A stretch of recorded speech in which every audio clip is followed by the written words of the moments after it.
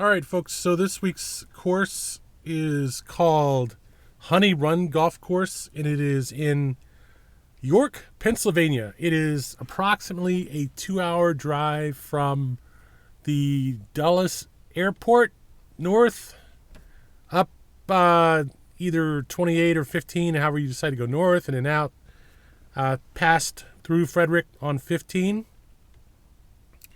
And then about another hour, all the way up 15, taking 30 east. And 30 east then takes about another half an hour or so. And the course is just past the York Airport, a little north of that, and north west of York by about 5 miles. Not hard to get to. The interesting thing is that traveling from Dulles Airport all the way up to York, you pass about 8 different golf courses that are all pretty decent courses. And even in the last maybe 30 minutes or 20 minutes or so on Route 30, you pass 2 other golf courses, one of which is supposed to be really good. And I want to try that sometime soon. It's called York. I think it's the Bridges in York County or something like that. But it's one of the Bridges courses, a good country club or something. Highly recommended by one of the guys I played with. And also there's another course west of that just east of that, which is a local country club kind of course. I passed it several times. These are south of Harrisburg, and there's supposed to be another course in the area just east of that on the Susquehanna, which is just north of the Maryland line, which is also supposed to be pretty good. So several courses. I got a lot of recommendations for decent golf courses in the area. And I won't say that I have been outright floored by any courses, but I've also not been really disappointed by any courses that I played in the southern central part of Pennsylvania. So more to come on those, and I will really kind of say that it's a shame that there's that hour and a half to 2 hours of just driving up into Pennsylvania that I have to deal with to get there. So it was a course that I decided I was going to play a new course at least once a month. I'm not quite really ready to go out every weekend looking for a new course. And of course, that will just make it, happen sooner that I run out of new courses that are anywhere nearly reasonable to play.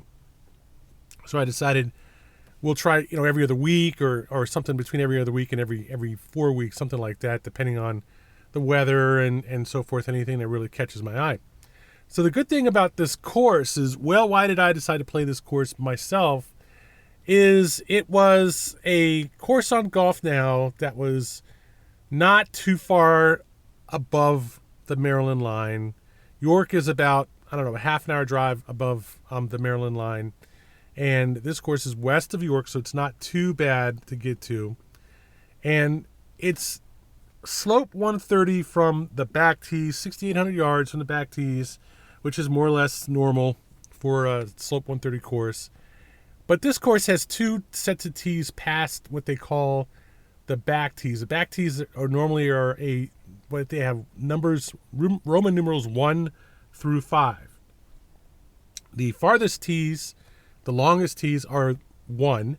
Then they have 2, and then 3. And 3 is where they started counting the slope and the yardage on the scorecard, but on the National Database, Golf Course Database, they start counting it at on the first tee at 6,800 yards.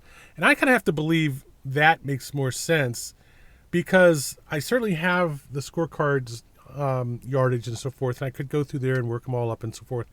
But not really doing it. I don't think it's really necessary, because I can think of quite a few holes where it seemed to play right to the yardage on the scorecard.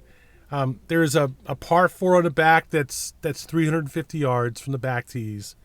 And there are some other holes that are about 575 from the back tees, par 5, 200 yards from the back tees, par 3. But nothing really 600 yards or longer. Not that I really remember. I know there's at least a couple of holes that are out this 580, 590. I don't remember one offhand that's in the 620-yard range. But so ultimately, I would say that this round was a little bit disappointing for me for a few reasons, and I kind of need to get into that. Number one, there is the whole thing about not playing a course that I've never played before. Well, playing a course I've never played before. There is a certain degree of ease in playing a course that I know well. I've played several times, if not several dozen times, and I know what my shots are going to do, what swings I should hit, exactly the physiology of the swings and so forth to get the results that I want to get, especially with clubs that I really enjoy playing. The club that I played, the driver that I played this round, I really have kind of shied away from it lately because I just have not really had fun playing it. I can play it well, and I can play it really well sometimes, but because of that, it's not hard. It's not a challenge, and for me, usually that club is just so easy and so boring. I really rather would play the other clubs that I have more trouble with and are harder. The trouble is that I've pretty much figured out how to hit those clubs well also. And so for the clubs that I have 5 drivers. One of them is a fixed RS5 TaylorMade club. And it's the one I got before I decided to go and get 4 other drivers. And actually I ended up getting like 8 heads and 5 shafts to put on them. Plus I got a a 3-wood with another custom shaft on that. So there was a time a year and a half ago where I put quite a bit of effort into working on my long game with my drivers and my irons. And so the benefit of all that and all that time, all that, playing same courses and taking these long shots and so forth is that I really feel pretty comfortable with almost all of my drivers now, except that I have unlearned how to play this particular driver well, and it really bit me on the ass on this course. Quite a few times I was trying to hit like my 9.5 TaylorMade driver swings with this 10.5 Titleist swing, and it just didn't work. One of the things I have to do with my high lofted drivers, like my 11.5 and 10.5 driver, the Titleist especially, which you have a little bit more offset in the club than my TaylorMades do, is I have to tee the ball lower. It's just something I just have to deal with.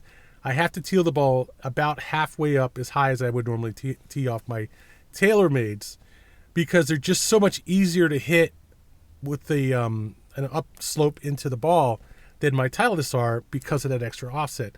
And in straightening out that offset, it tends to open the face up way up, and sometimes I just get under the ball if I hit upwards, and it just doesn't work as well.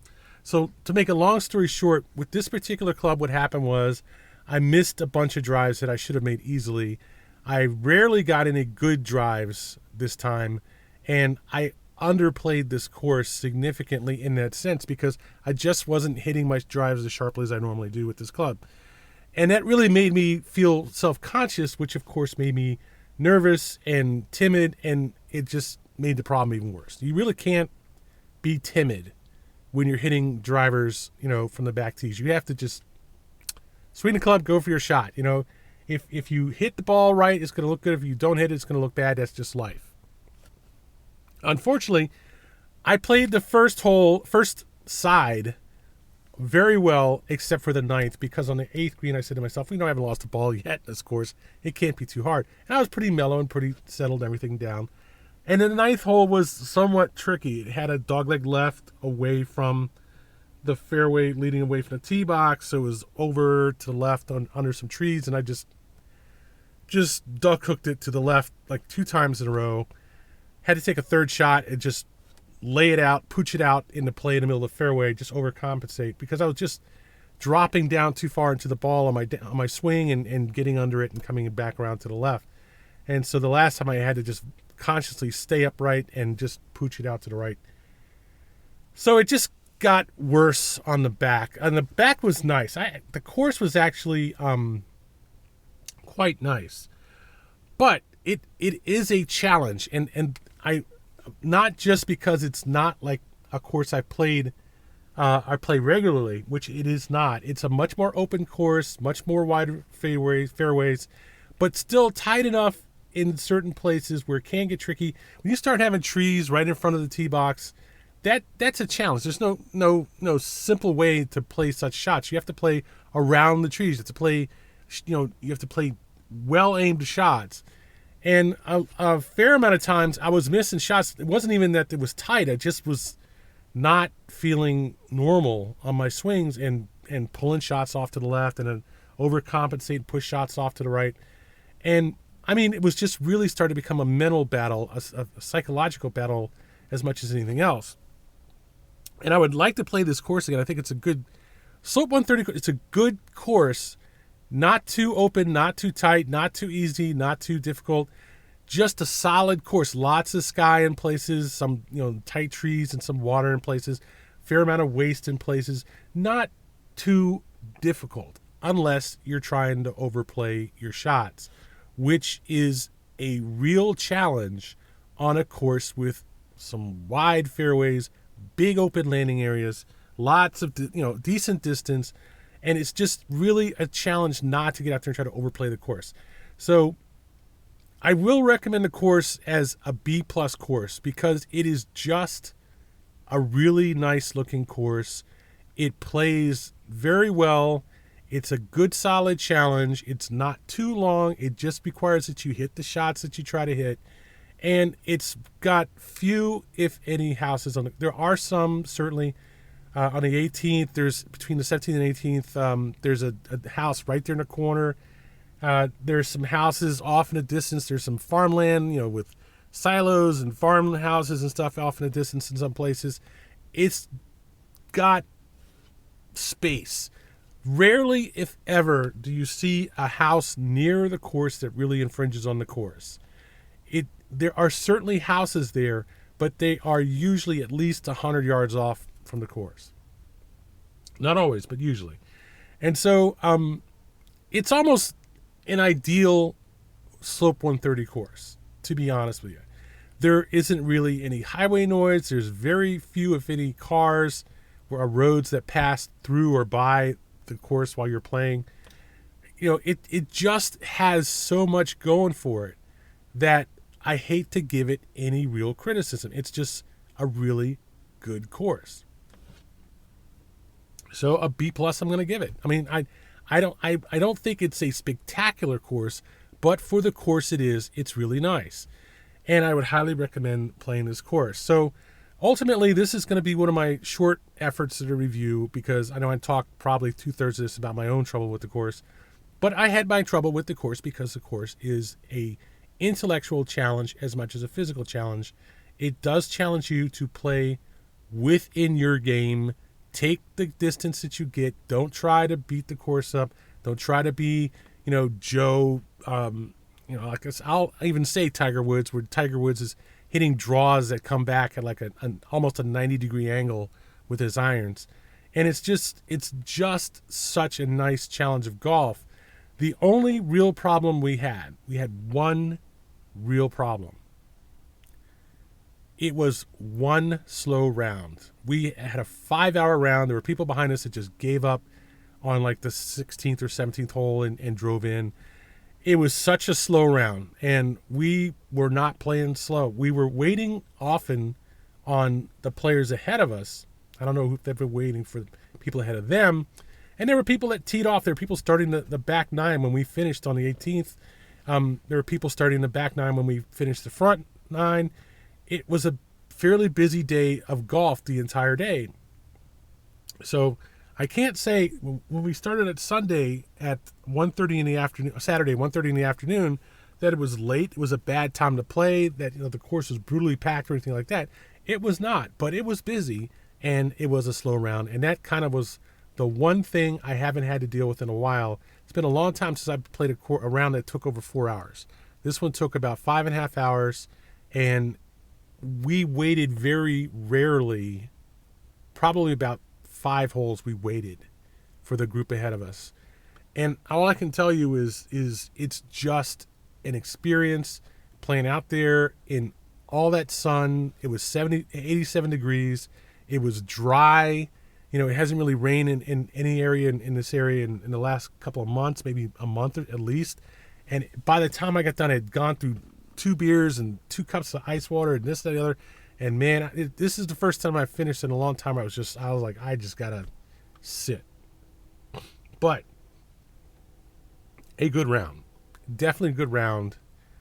Just on the edge of being too much of a drive. $45 for a cart, or was it $65 for the cart? One of the two. I think it was $65 for the cart for 18 holes at 1:30 on a Saturday. Just a really nice round. That's Honey Run Golf Course in York, Pennsylvania. A decently B+ course. A good round. Definitely recommending this course.